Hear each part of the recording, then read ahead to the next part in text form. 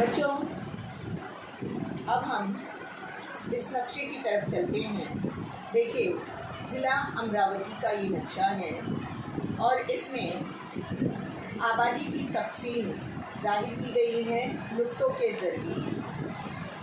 دیکھیے، اس میں اشاریہ دیا گیا ہے۔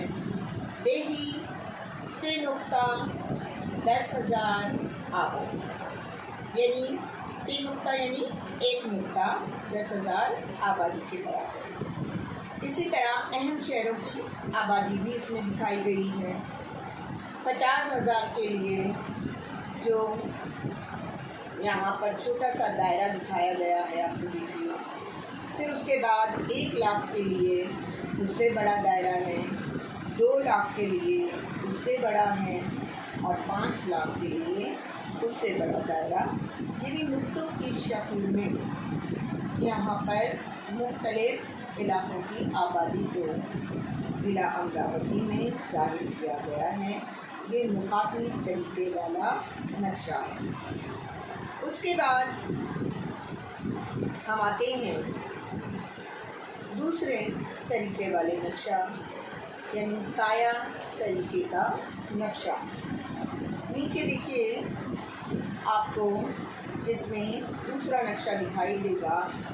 ضلع امراوتی کی آبادی کا گنجان پل، یعنی اسے ہلکے اور گہرے رنگ سے دکھایا گیا ہے۔ اسے سایہ طریقے والا نقشہ کہتے ہیں۔ جغرافیائی عوامل کی تعداد نقشے میں عکس کے ذریعے یا رنگوں کے ذریعے دکھائی جاتی ہے۔ اسی طرح علاقے کے ہر ذیلی حصے کے عوامل کو مساوی قدر دی جاتی ہے۔ کسی علاقے کے ذیلی حصے کے عوامل کی سب سے کم اور سب سے زیادہ قدر کو محفوظ رکھا جاتا ہے۔ ہر گروہ کے لیے ایک ہی رنگ کی کمی بیشی، یعنی جو شیڈ دیے جاتے ہیں یا سیاہ و سفید خاکے استعمال کیے جاتے ہیں۔ کہیں پر بڑھتی ہوئی قدر کے ساتھ اس خاکے کا رنگ گہرا ہو جاتا ہے اور کہیں پر اس حصے کی قدر کے مطابق جو ہے ہلکا کیا جاتا ہے۔ اسی طرح ضلع امراوتی کی آبادی کے گنجان پن کے رنگ کی کمی بیشی سیاہ و سفید خاکے کا بھی استعمال کیا گیا ہے اس نقشے میں، جسے آپ دیکھ سکتے ہیں۔ نمبر 3، مساوی قدر والے نقشے، یعنی مساوی قدر کا طریقہ۔ گزشتہ جو جماعتیں تھیں ان میں آپ نے کنتوری خطوط اور یکساں دباؤ کے خطوطوں کا نقشے کا مطالعہ کیا ہے۔ ان نقشوں میں مساوی قدروں کو ظاہر کرنے کے لیے خطوط کی تقسیم دکھائی جاتی ہے۔ کسی بھی عامل کی تقسیم مسلسل ہوتی ہے تو اسے ظاہر کرنے کے لیے مساوی قدر کا طریقہ استعمال کیا جاتا ہے۔